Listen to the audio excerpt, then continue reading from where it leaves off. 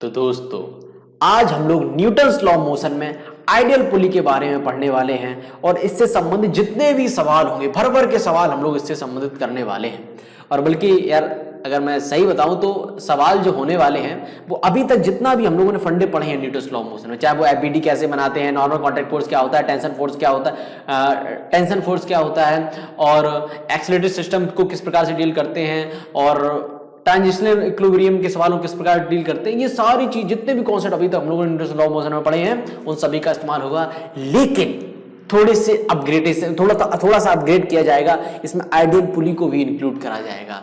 सवालों में आइडियल पुली को इंक्लूड करके हम लोग सवाल बनाएंगे और हम दोनों लोग आपस में मिलकर इन्हें सॉल्व करना सीखेंगे। उससे पहले हम लोग समझ लेते हैं कि आइडियल पुली क्या होती है।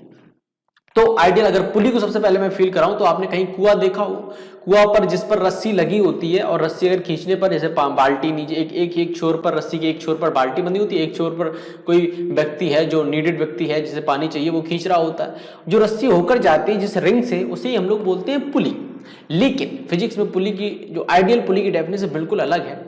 काम वही करती है जो कुएं वाला पुली काम करता है रस्सी की डायरेक्शन चेंज करने का, वही काम यहाँ पर भी अपनी पुली करती है। ठीक है, रस्सी उसके ऊपर से उसकी सतह से ऐसे निकल के हुए जाती है जैसे कि यहां पर दिखाया गया, जैसे मैंने अभी बनाया। अच्छा, अब आइडियल पुली का क्या मतलब होता है? जो आइडियल पुली होती है वो मासलेस होती है, यानी इसका कोई मास नहीं होता है। ऐसा एज्यूम करते हैं, आप कहोगे भैया किसी चीज की तो पुली बनी होगी, अगर वो मैटर है तो मास तो होगा ही। लेकिन फिजिक्स में हम लोग क्या करते हैं, चीजों को अपने हम लोग, मैंने पहले ही बताता रहता हूं कि हम लोगों को जिस चीज को जानने का फोकस होता है, यानी हमारा फोकस अभी है कि हम न्यूटन्स लॉ ऑफ मोशन को बेहतर तरीके से समझें। तो हमारा फोकस है न्यूटन्स लॉ ऑफ मोशन को समझना, ना कि किसी भी पुली की मैकेनिक्स को समझना। तो इसीलिए हम लोग चीजों को आसान बना देते हैं। हम लोग कहते हैं कि देखो यार ये आइडियल स्ट्रिंग है, ना इसका मास है, ना ये खिंचती है, ना ये टूटती है।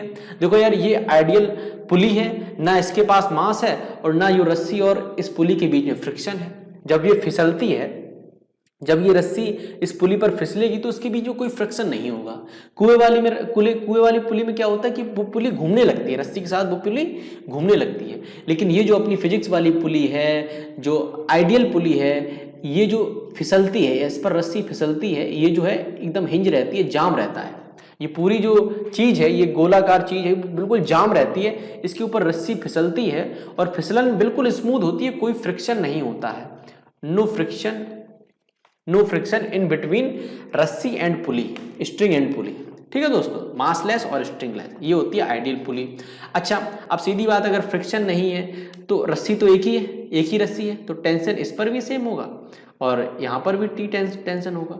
ट्रांजिशनल, क्योंकि एक रस्सी में हमेशा टेंशन सेम रहेगा, अगर उसके बीच में कोई फोर्स नहीं लग रहा है, यहां पर फ्रिक्शन है ही नहीं तो फ्रिक्शन फोर्स नहीं आएगा, ट्रांजिशनल फोर्स नहीं आएगा, तो हमारा जो पूरी रस्सी में टेंशन रहेगा सेम। तो ये होता है आइडियल पुली का मतलब, वही यहाँ पर लिख के आए। इन आइडियल पुली से मासलेस और फ्रिक्शनलेस और बोथ, एक मासलेस हो सकती है, फ्रिक्शनलेस हो सकती है। सवाल में जैसा दिया गया, सवाल में कह दिया गया कि रस्सी इसके बीच में कोई फ्रिक्शन है तो अलग बात है, मास दे दिया गया तो क्या ही दिक्कत है। लेकिन अगर कुछ भी नहीं दिया जाता है, सवाल में ऐसे सवाल में ऐसे चित्र बना हुआ, ऐसा इमेज बनी हुई है, कोई सवाल है आपके पास पुली वाला, तो अगर कुछ भी नहीं दिया गया तो आपको आइडियल पुली हमेशा कंसिडर करना है। अगर दिया गया है तो फिर किस बात का सरदर्द, फिर तो दिया ही गया है। तो आपको दोस्तों आइडियल पुली समझ में आई क्या होती है, मासलेस और फ्रिक्शनलेस। और कॉमन सी बात याद रखना कि ये जो पुली है घूमती नहीं है, इस पर रस्सी फिसलती है, इस बात को आप ध्यान देना। ठीक है दोस्तों। अच्छा, अब क्या बताना है, हाँ, एडवुड मशीन एक तरह से एक बहुत बढ़िया प्रोफाइल है, सामने आती है कि ये बहुत मतलब मदद करती है। तो ये क्या होती है इसको मैं समझाता हूँ कि मान लीजिए कि ये एक आपका क्या है, एक स्ट्रिंग है, एक रस्सी है और इससे एक ब्लॉक है M1 और एक ब्लॉक है M2। रस्सी के दोनों सिरे से दो ब्लॉक बंधे हैं और M1 है इज ग्रेटर देन M2, यानी M1 की वैल्यू M2 से ज्यादा है। अच्छा दोस्तों बताओ, इमेजिन करो कि एक पुली से एक रस्सी बंधी है, एक तरफ 10 किलो बंधा हुआ है, एक तरफ 5 किलो बंधा हुआ है, तो ब्लॉक किस तरफ भागेगा? पूरा जो सिस्टम है, यानी दोनों ब्लॉक है, रस्सी किस तरफ भागेगी? सोच कर देखो। थोड़ा सोचो यार, कॉमन सी बात है, ये तो घर पर भी प्रैक्टिकल कर सकते हो। एक रस्सी लो, एक तरफ भारी वजन टांग दो, एक तरफ हल्का वजन टांग दो, और किसी भी पोल से, किसी भी जो पर्दे वाला पोल काफी स्मूथ होता है उस पर आप करके देखना है एक्सपेरिमेंट। जिस तरफ भारी होगा उसी तरफ ये रस्सी जाएगी, यानी ये वाला m1 is greater than m2, तो ये इस तरफ जाएगा, इस तरफ एक्सलेट करेगा। क्या मैं सही हूं? हाँ भैया आप सही हो, ये इस तरफ एक्सलेट करेगा और ये ब्लॉक ऊपर की तरफ एक्सलेट करेगा, हल्का वाला। बिल्कुल सही बात है। और स्ट्रिंग में टेंशन दोनों में सेम होगा, इसमें भी टी होगा, मतलब एक ही स्ट्रिंग है तो टेंशन तो सेम होना ही है। और यही हमसे पूछा गया है कि टेंशन और एक्सेलरेशन बता दो। तो अभी तो हम लोग कितने सवाल इस तरह के करते चले आए हैं, टेंशन और एक्सेलरेशन बताने वाले। सबसे पहले क्या करना होता है दोस्तों, एफबीडी बनाई जाए, प्रत्येक ऑब्जेक्ट की एफबीडी बनाएंगे और वैसे हम लोग सवालों को डील करेंगे। तो सबसे पहले m1 की एफबीडी बनाई है, m1 की। तो m1 से पूछो भाई साहब कौन कौन से फोर्स लगे, भाई साहब सबसे पहले m1g लिख दो। ग्रेविटेशनल फोर्स हमेशा लगता है, हम लोग हमेशा पृथ्वी पर ही रहते हैं, ये सारे प्रैक्टिकल पृथ्वी पर किए जा रहे हैं। ऊपर एक टी लग रहा है, टेंशन लग रहा है क्योंकि मैं रस्सी से बंधा हूं और मैं इस तरफ एक्सलेट कर रहा हूं। ये देखो दोस्तों, एफबीडी बनाने का कॉन्सेप्ट हम लोगों ने इस्तेमाल कर लिया जो सीखा था पहले। अब इक्वेशन कैसे लिखते हैं, जिस तरफ एक्सेलरेशन हो उस तरफ की फोर्स को पॉजिटिव लिखते हैं, और जिस तरफ एक्सेलरेशन ना हो मतलब अपोजिट डायरेक्शन के फोर्स को हमेशा नेगेटिव लिखते हैं। तो एक्सेलरेशन किस तरह डायरेक्शन में, m1g के डायरेक्शन में, तो हमेशा इसको पॉजिटिव लिखेंगे। तो यानी m1g minus T is equal to m1a, equation number 1। ठीक है दोस्तों। अब ऐसे ही हम लोग जो हमारा कौन सा है, m2 ब्लॉक है,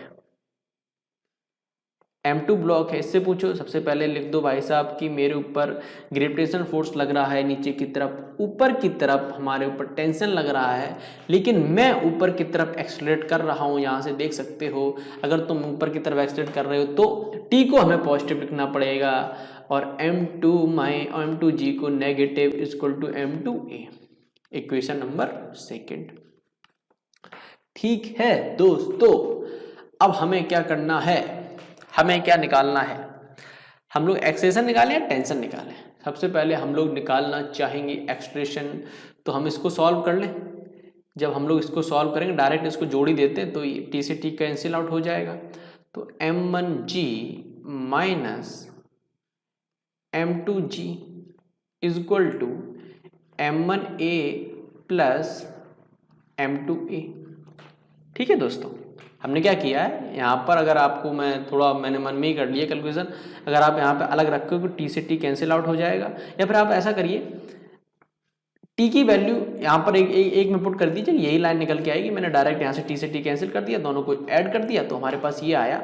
यहाँ से हम जी कॉमन ले लेंगे तो m1 माइनस m2, और यहाँ से हम लोग a कॉमन लेंगे m1 प्लस m2, और a इक्वल टू a निकालना है हमें, तो a equal to m1 minus m2 वटे m1 plus m2 into g.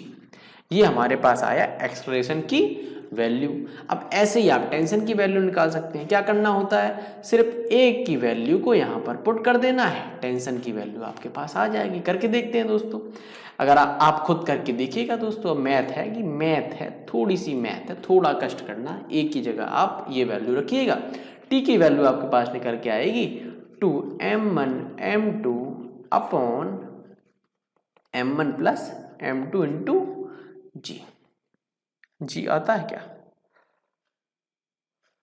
जी नहीं आएगा आई थिंक। ऐसा करते हैं, हम लोग चेक ही कर लेते हैं, मैं ही भूल गया फॉर्मूला, तो हम लोग फॉर्मूले को ड्राइव करते हैं, ड्राइव ही कर लेते हैं। तो इसको करते हैं इरेज, और ये मैं मिटा देता हूं क्योंकि आप इसको नोट कर लियो, और मैं चलो भाई जगह हो गई। ये ए की वैल्यू मैं पुट करता हूं, कहां पर, यहां पर।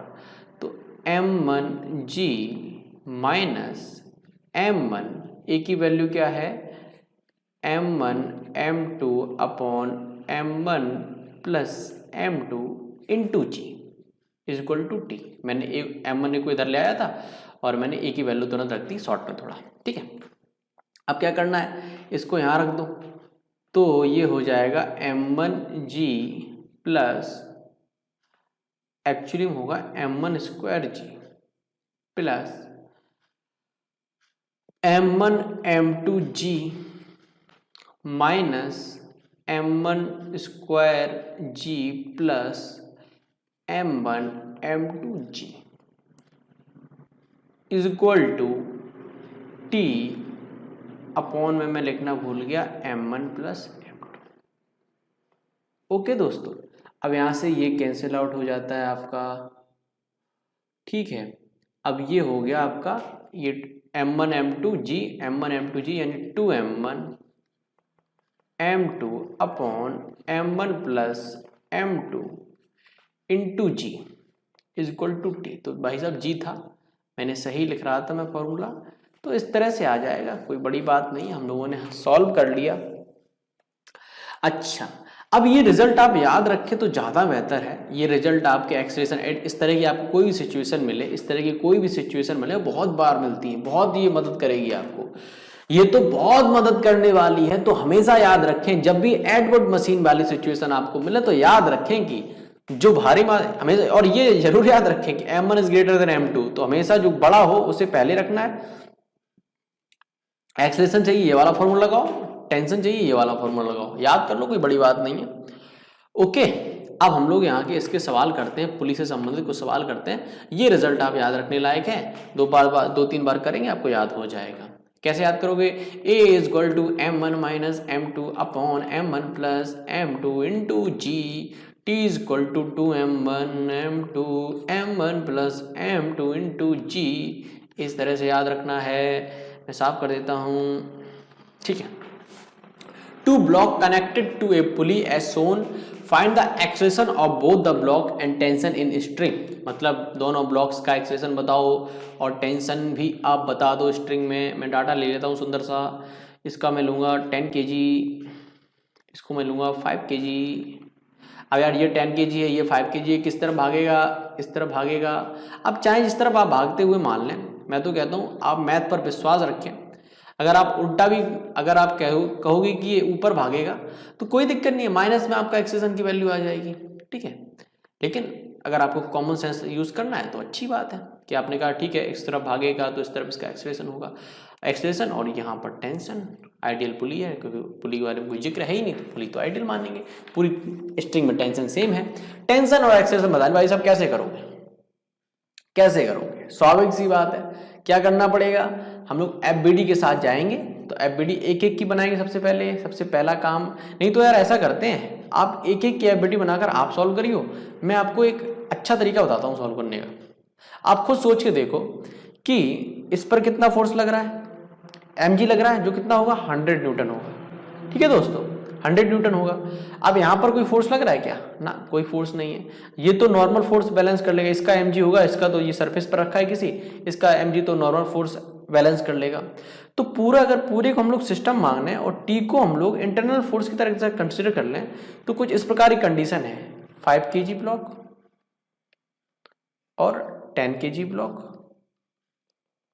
और इस तरफ 100 न्यूटन का फोर्स लग रहा है। बस हमने क्या किया? कुछ भी नहीं किया ना, टी तो वैसे ही वैसा है, बस हमने थोड़ा सीधा करके लिख दिया सवाल को अपने मन से बनाकर। और क्योंकि यहाँ पर हैंग करते हुए इसलिए दिखाया गया था क्योंकि बताने की कोशिश कर रहा था कि इस पर 100 न्यूटन का फोर्स लग रहा है mg, वो हमने सीधा करके दिखा दिया, कोई दिक्कत नहीं है। अब इस सवाल करने को बहुत आसान है, ऐसे सवाल तो हम लोगों ने बहुत सारे करे हैं। क्या करना आसान है? हमें पूछा गया एक्सेलरेशन, तो सबसे पहले क्या करोगे?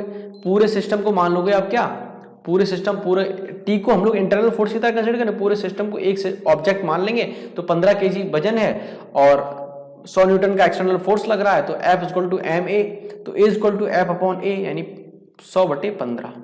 ये अपने पास मीटर पर सेकंड स्क्वायर एक्सेलरेशन आ गया। इस प्रकार से आप सोच सकते हैं, बिना पेन उठाए भी इस सवाल को कर सकते थे आप, ठीक है। अब टेंशन पूछा गया है, अब आपको पता है कि ये जो ब्लॉक है 5 kg ब्लॉक भी ये कितने से आ रहा था? 100/15 मीटर पर सेकंड स्क्वायर से। 10 kg वाला भी 100/15 मीटर पर सेकंड स्क्वायर से जा रहा था। तो अगर इस ऑब्जेक्ट को 5 kg ब्लॉक को इतने एक्सेलरेशन से चलना है तो कितनी फोर्स की नीडेड है? वही इसका टेंशन होगा।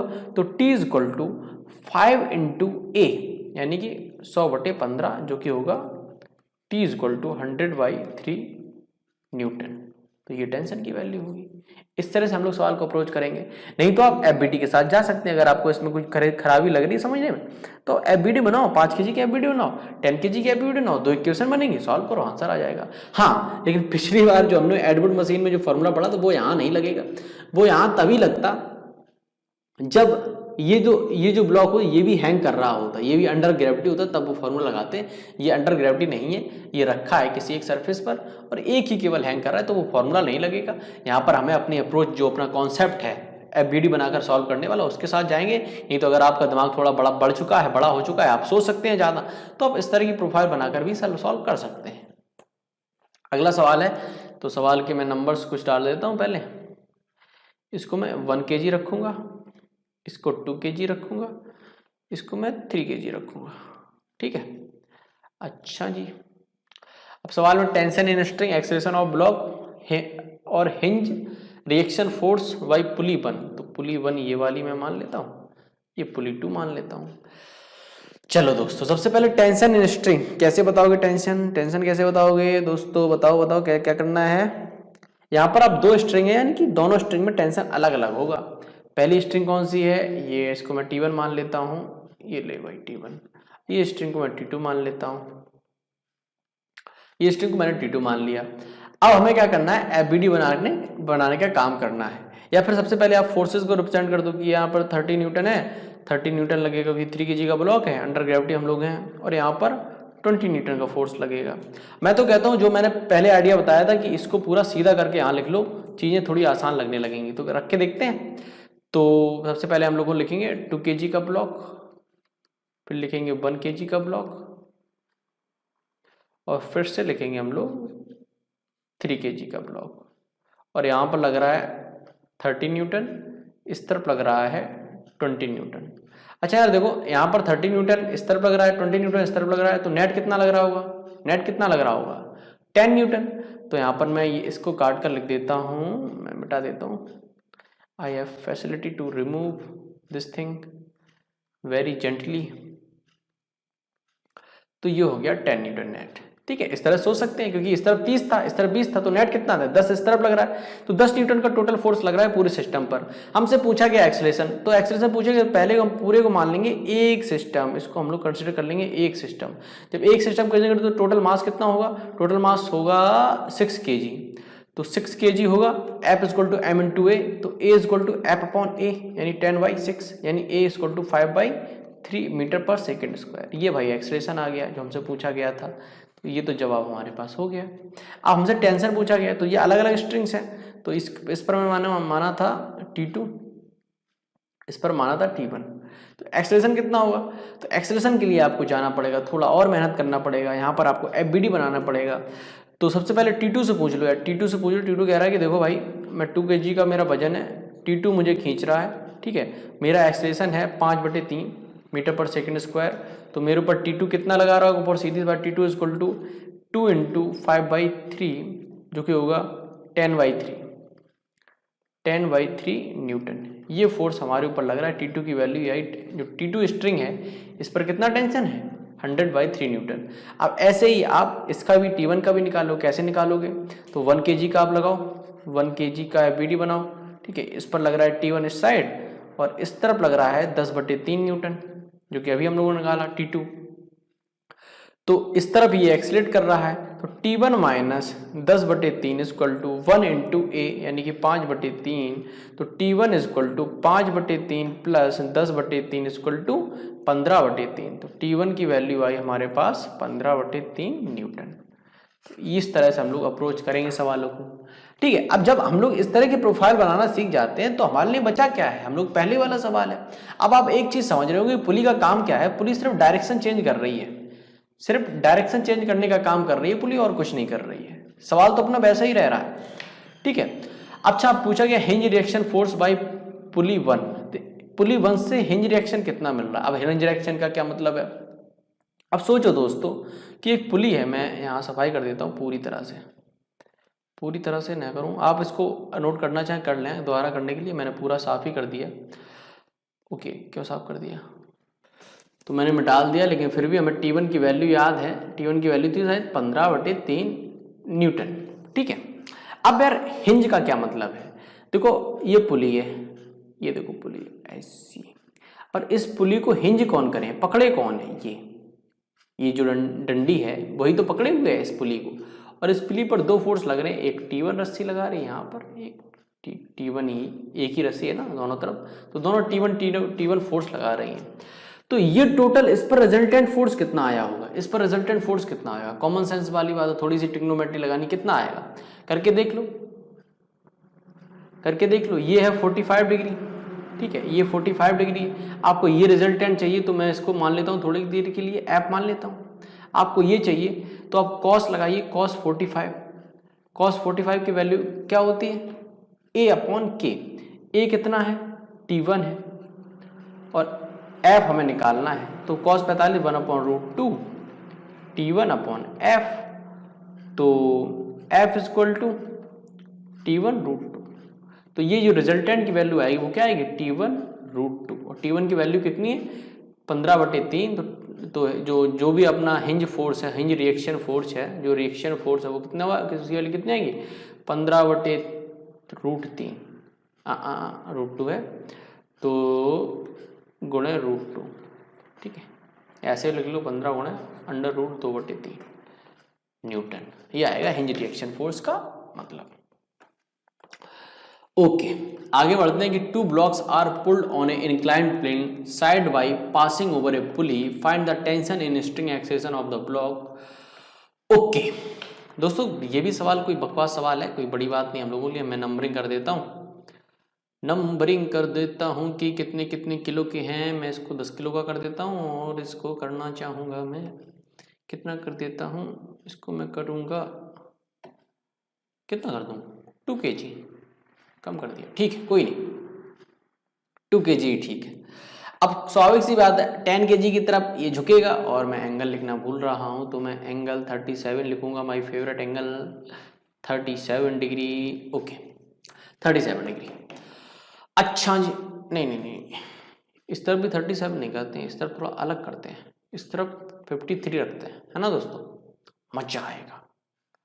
मतलब दोनों एंगल लग तो सेम ही रहे, लेकिन फिर भी 53 कर लेते हैं, क्या है दिख नहीं रहा है, लेकिन अपना मैथ में लगाएंगे 53 डिग्री। चलिए दोस्तों, यहाँ पर टेंशन है T1, तो यहाँ पर भी टेंशन होगा T1, क्योंकि स्ट्रिंग तो एक ही है दोस्तों। अच्छा, स्ट्रिंग एक ही है, हमसे पूछा गया एक्सेलरेशन का ब्लॉक बता दो, जो एक्सेलरेशन है जो ब्लॉक्स का वो बता दो, और टेंशन बता दो। ये तो हम लोग करते ही चले आ रहे हैं, लेकिन हम लोगों को क्या करना पड़ेगा, अभी कुछ चीज़ें रिप्रेजेंट करनी पड़ेंगी। जैसे कि आपको पता है कि हमेशा mg लगेगा डाउनवर्ड डायरेक्शन में, डाउनवर्ड डायरेक्शन लगता है, हमेशा लगता है। तो ये हो गया mg आपका 20 न्यूटन, और इसके ऊपर भी mg लगेगा, यहाँ पर कितना 100 न्यूटन। अब सरदर्द क्या है कि आपको कंपोनेंट करने हैं, किसके अलाउंग करने, स्ट्रिंग के जो ये ऑब्जेक्ट है इस तरफ जो स्लिप कर रहा है, इस तरफ एक्सीलरेट कर रहा है, एक कंपोनेंट इस तरफ करो, और एक कंपोनेंट इसके जस्ट जो परपेंडिकुलर टू द सरफेस जिस पर ये रखा है, एक कंपोनेंट इधर हो जाएगा। तो करो, फटाफट करो कंपोनेंट, कैसे करोगे, तो ये कंपोनेंट आएगा 20 sin 53, और यहाँ पर 20 cos 53, ऐसे इसका आएगा 100 sin 37, और इसका आएगा 100 sin cos 37। ये कंपोनेंट, ये हमारे कंपोनेंट आएंगे। अच्छा जी, इस तरह कंपोनेंट आए। अब हम लोग क्या करें, थोड़ा इसको सीधा लिख लें, कैसे, जैसे वो उस वाले प्रोफाइल में करी, क्योंकि हमने कंपोनेंट कर ही लिया, हमें पता है कि हमें किस फोर्स का काम आने वाला, तो हमें पता है ये फोर्स हमारे लिए वैल्यूएबल है, 20 sin 53 और 100 sin 37। और ये तो भाई साहब ये तो बैलेंस ही करने में लग जाएंगे, सरफेस से नॉर्मल फोर्स इसे कैंसिल कर देगा, तो इनका कोई काम है नहीं, एक्सेलेरेशन के लिए ये जिम्मेदार नहीं है, ये परपेंडिकुलर एक्सेलेरेशन की डायरेक्शन के परपेंडिकुलर है, तो इनका तो इन फोर्सेस का कोई काम है नहीं। हमें काम है जो एक्सेलरेशन की डायरेक्शन में है और एक्सेलरेशन के विपरीत डायरेक्शन में है, क्योंकि ये ब्लॉक है इस तरफ एक्सेलरेट कर रहा है, और ये ब्लॉक है इस तरफ एक्सेलरेट कर रहा है, इसकी डायरेक्शन में इसके अलोंग जो भी फोर्सेस होंगे उनको हमें इंक्लूड करना है। इसके जो परपेंडिकुलर होंगे वो एक्सेलरेशन पर कोई फर्क नहीं डालने वाले, जैसे कि ये 100 cos 37 ये तो कोई असर डालने नहीं वाला है, तो वही हम लोग लिखते हैं, थोड़ा सीधा करके लिख लेते हैं। तो ये हो जाएगा 10 kg और ये 2 kg, 2 kg, ठीक है। और इस पर लग रहा है 20 sin 53, sin 53 की वैल्यू होती है 4/5, तो 20 इंटू 4/5 न्यूटन। और इस तरफ 100 sin 37, अब sin 30 की वैल्यू होती है 3/5, if I am right, I think I am right. तो ये हो जाएगा 20, तो ये हो जाएगा 60, ये 60 हो जाएगा, ये 60 हो जाएगा, तो ये 16 होगा, इसको भी 60 देखो, ये 60 होगा तो 5 4 4 को 16, ठीक है, ये 16 ओ तिरकी, ये क्या हो गया, इसको भी इरेज कर दिया जाए दोस्तों। अब आपको पता है कि ये होगा 60 न्यूटन, ये हो गया कितना 16 न्यूटन। अब नेट किस तरफ होगा, नेट इस तरफ होगा, वो कितना होगा, तो 60 में से 16 घटा दीजिएगा, आप कितना आएगा 44 आएगा, 50 और 6 44 आएगा। तो फिर से साफ करो एक बार, 44 आएगा, हम लोग लाइनें बचा रहे हैं, साफ करके काम चला रहे हैं। अब नेट फोर्स इसके ऊपर है इस डायरेक्शन में 60 माइनस 16 जो कि होगा 44 न्यूटन। अब इसकी तरफ 44 न्यूटन का इस तरफ फोर्स लग रहा है, आप क्या सवाल, तो बहुत सिंपल है, एक्सेलेरेशन पूछा गया, पूरे को ब्लॉक मान लो, पूरा ब्लॉक मान लो, तो 12 टोटल मास कितना होगा 10 kg इंटू 2 प्लस 2 kg, तो टोटल 12 kg। तो F is equal to M into a is equal to F upon a, 44/12 यानी कि 22/6 यानी कि 11/3, सही किया, देखो 22/6 11/3 मीटर पर सेकंड स्क्वायर, ये एक्सप्रेशन आ गया। अब टेंशन पूछा गया कि स्ट्रिंग में टेंशन कितना है, तो टेंशन भी ऐसे निकालोगे कि इस ब्लॉक का एफबीडी बनाओ 2 kg ब्लॉक का, और ये रहा टेंशन, ये टेंशन की वजह से एक्सेलरेट कर रहा है, एक्सेलरेशन कितना है 11/3, यानी टेंशन की वैल्यू कितनी हो T is equal to M into यानी 2 इंटू ए 11/3, तो ये आएगा हमारे पास 22/3 न्यूटन, ये हमारे पास टेंशन आएगा दोस्तों। सरल है बात, समझ में आना चाहिए आप लोगों को। इस तरह से हम लोग सवालों को करेंगे, कंपोनेंट करेंगे, फोर्सेस की एक्सेलेरेशन की डायरेक्शन में, एक्सेलेरेशन से अलोंग जितने भी फोर्सेस हैं उनको हम लोग रिप्रेजेंट करेंगे। इस तरह इस कंडीशन मैंने आपको बताया, और बहुत सारे सवाल हम लोग बनाते हैं और करते हैं, कुछ मैं आपके लिए भी दूंगा और कुछ हम लोग कर लेंगे, मतलब मैं करा दूंगा आपको, ठीक है, ओके। तो सबसे पहले मैं सवाल लेना चाहूँगा ये वाला, सबसे पहले आप एडवर्ड मशीन वाला ही सवाल लीजिएगा, ये इसको मैं दूंगा 5 kg और ये रहेगा आपका 20 kg।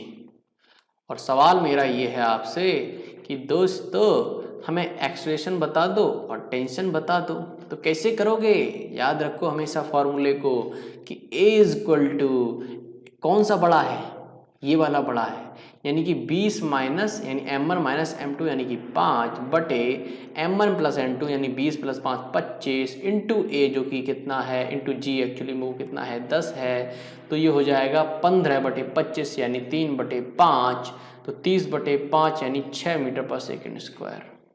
इस तरह से एक्सेलरेशन आ जाएगा।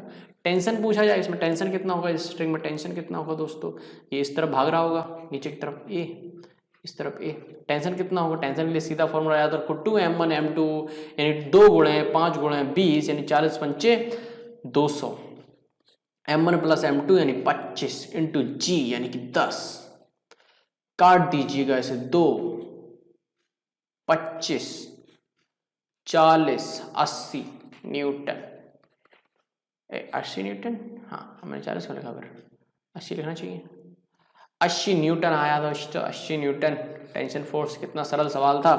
ऐसे ही मैं आपको दूसरा सवाल देता हूं, दूसरा एक छोटा सा नन्ना सा मुन्ना सा सवाल मैं आपको देना चाहूँगा, आप खुद करिएगा क्योंकि मैं एक सवाल ऐसा करा चुका हूँ कि ये रहा आपके पास एक ब्लॉक 1 kg का ब्लॉक है जो ऐसा कहीं सरफेस पर रखा है, ऐसा रखा है, और ये यहाँ पर हैंग कर रहा है 3 kg और ये किसी से हिंज कर रहा है अपना। इसका आप टेंशन बता दिए स्ट्रिंग का और एक्सेलेरेशन बता दिया। आपको खुद करना पड़ेगा ये दोस्तों, मैं नहीं कराने वाला हूँ। एक्सेलेरेशन बता दो फटाफट। सवाल नंबर दूसरा, सवाल नंबर पहला। अब सवाल नंबर में खूब जगह है मेरे पास।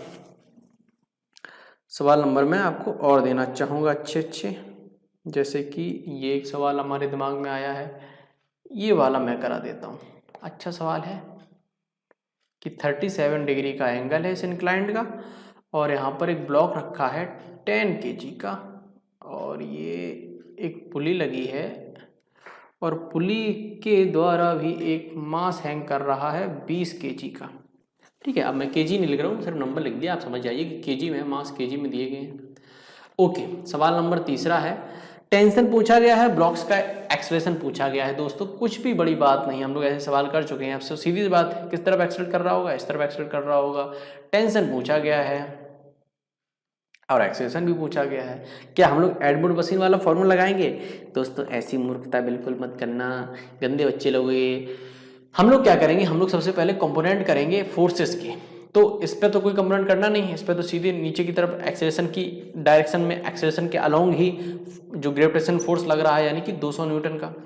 लेकिन इस पर है भाई साहब, हमें कंपोनेंट करना पड़ेगा। एक्सेलरेशन की अलोंग डायरेक्शन कौन सी, ये वाली है। इस तरफ हमें कंपोनेंट करने पड़ेंगे क्योंकि वही एक्सेलरेशन को कम या ज़्यादा करना और टेंशन को कम या ज़्यादा करने के लिए रिस्पॉन्सिबल होगा। इसके जो वर्टिकल कंपोनेंट होगा, यानी कि अगर ये mg 100 न्यूटन आएगा तो इसका जो कंपोनेंट होगा 100 cos 37, इसका हमें कोई काम नहीं होगा क्योंकि ना ये टेंशन को बढ़ा घटा रहा है ना ही एक्सेलरेशन को बढ़ा घटा रहा है, ये सिर्फ नॉर्मल को बैलेंस कर रहा है।